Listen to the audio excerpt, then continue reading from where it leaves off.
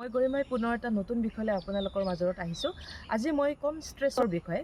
আচলতে আমাৰ ষ্ট্ৰেছ কিয় হয় আৰু এই ষ্ট্ৰেছৰ পৰা আমি কেনেদৰে মুক্ত হ'ব পাৰোঁ।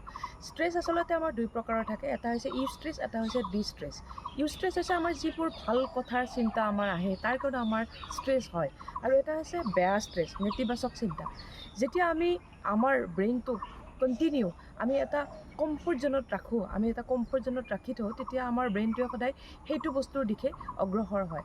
আৰু তেতিয়া আমাৰ কি হয়, আমি যিবোৰ নেতিবাচক চিন্তা আমি মনলৈ আনো, তেতিয়া আমাৰ কি হয়, সেই নেতিবাচক চিন্তাবোৰে লাহে লাহে আমাৰ কৰ্টিচল নামৰ হৰম'নটো ছিক্ৰেট কৰে। তাৰ ফলত বিভিন্ন ধৰণৰ আমাৰ হৰম'নেল ইম্বেলেঞ্চো হোৱা দেখা যায়, আৰু লগতে যি গৰ্ভাৱস্থা, সেই গৰ্ভাৱস্থাত বিভিন্ন ধৰণৰ সমস্যাৰ সন্মুখীন হোৱা দেখা যায়। আৰু এই ষ্ট্ৰেছৰ পৰা আমি কেনেধৰণে মুক্ত হ'ম আৰু এই ষ্ট্ৰেছটোনো আচলতে কি, মই পুনৰ নতুন ভিডিঅ' লৈ পেলাই আপোনালোকৰ মাজত আহিম। ধন্যবাদ।